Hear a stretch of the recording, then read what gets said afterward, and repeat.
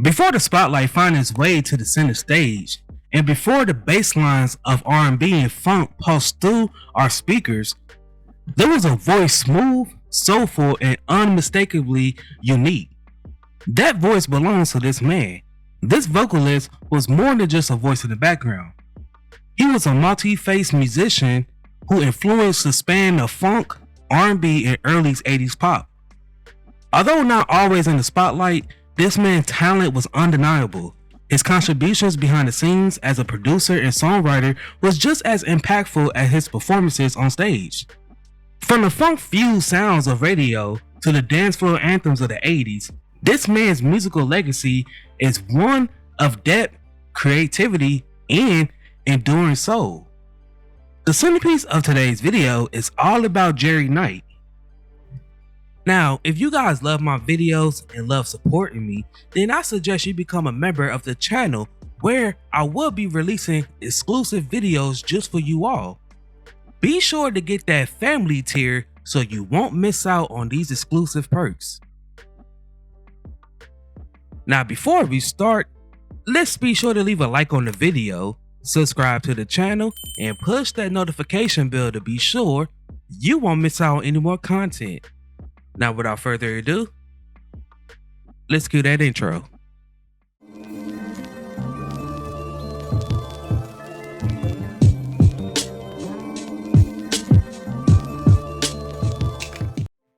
Born Jerry Ernest Knight on April 17, 1952 in Los Angeles, California, Knight was captivated to music from an early age. Like many soul singers around this time, his early influences was gospel music, MOTOWN, and the funk pioneers who established Black American soundscapes in the late 60s. But Jerry, he was doing way more than simply listening. He was learning. By his early teens, he had already honed his skill as a bass guitarist. His dual skill, instrumental and vocals, set him apart in the thriving Los Angeles music scene. His dual skill, instrumental, and vocals set him apart in the thriving Los Angeles music scene. He worked as a session musician for various artists, most notably contributing bass on Bill Withers' song Lovely Day. Now, I'm not sure how Knight arrived to Detroit, but given his playing experiences and his status as a session player, I'm assuming that he traveled the country. In the mid-70s, Jerry met Ray Parker Jr., who was a rising star, guitarist, composer, and producer. The two, they had a vision to combine funk, R&B, and pop into a unique radio-friendly sound. In 1977, the duo formed Raydio and they signed a deal with Arista Records. Their first hit song was Jack and Jill. That was from their self-titled debut album. Now, this song was the group's first huge success in early 1978. The album peaked at number 27 on the Billboard 200 charts and number 8 on the Billboard Top R&B Albums charts. The album also sold over 1 million copies, going certified gold. The song Jack and Jill reached number 8 on the Billboard Hot 100 charts, also receiving a gold disc in the process. Jack snuck down the hill. He snuck down the hill. The group follow-up hit, Is This a Love Thing?, peaked at number 27 on the UK charts in August of 1978. Or is it just another sex thing? The group's popular follow-up single, You Can't Change That, was released in 1979 and was featured on their Rock On album. Now you can try if you want to. The album peaked at number 45 on the Billboard 200 charts and number 4 on the Billboard R&B Top R&B Albums charts. The album also sold over 1 million copies, going certified gold. That year, the song peaked at number 9 on the Billboard charts. In September of 1979, the group took part in an anti-nuclear concert that was hosted at Madison Square Garden. In late 1980, Knight had quit the group to pursue a solo career. Ray Parker Jr. was Raydio's leader and face, but Knight's singing abilities and musicianship was often overlooked. Going solo gave Knight the flexibility to create his own musical identity, compose, and produce freely, and featured his vocals more prominently. Knight landed a solo deal with A&M Records, where he released his debut self-titled solo album, which peaked at 165 on the Billboard 200 charts and number 51 on the Billboard Top R&B Album charts. This album gave us 2 hit singles with Overnight Sensation that peaked at 103 on the Billboard Pop charts and number 17 on the Billboard R&B charts, also going number 18 on the US dance charts.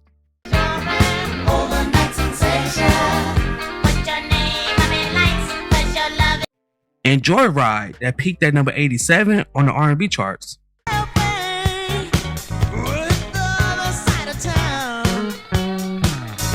That next year, he released the album Perfect Fit that peaked at 146 on the Billboard 200 charts and number 30 on the Billboard Top R&B Albums charts. This album had 2 hit singles with the title song that peaked at number 16 on the Billboard R&B charts. Also, number 37 on the dance charts.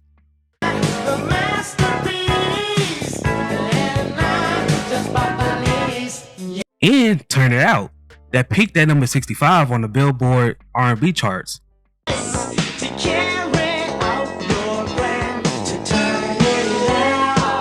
Knight's last solo album was released in 1982, titled Love's on Your Side. Now, although this album didn't chart, it did produce a hit single with She Gotta Be a Dancer that peaked at number 71 on the Billboard R&B charts.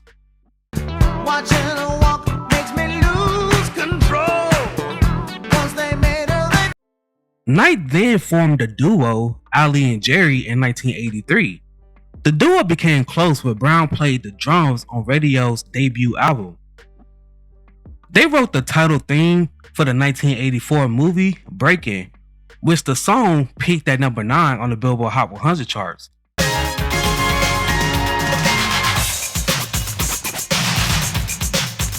The duo then promoted the song by appearing on the syndicated TV show Soul Train, where the song was still popular. The Breakin' soundtrack peaked at number 8 on the Billboard 200 charts. The duo produced the single Electric Boogaloo, which served as the main theme for the Breakin' sequel, Breakin' 2 Electric Boogaloo.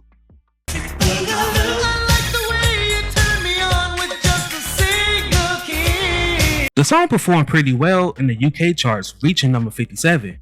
However, the song did not chart on the Hot 100 charts, but it did have some minor success on the Billboard R&B and Hip Hop Singles charts.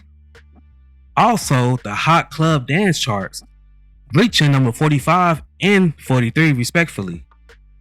After the song's debut, the duo parted ways in 1985.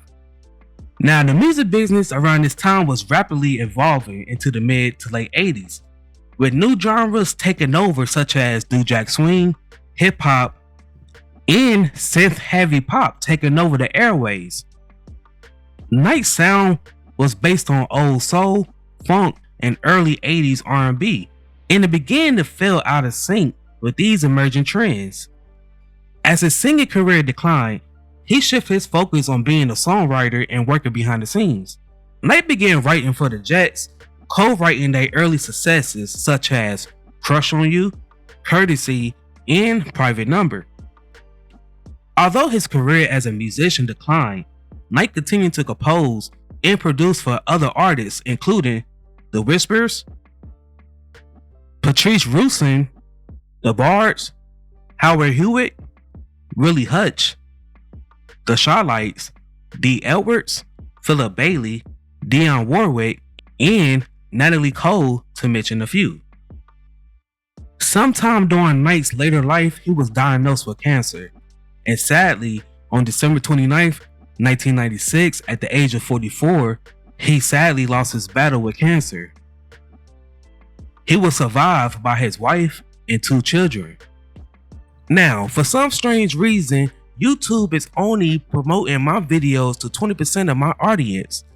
So, to change that, just make sure you guys are notified. When you click that notification bell, make sure the bell says all instead of personalized, so you will be notified each time I upload. Now, before we go, I have a few questions for you all. What is your favorite song by Jerry Knight?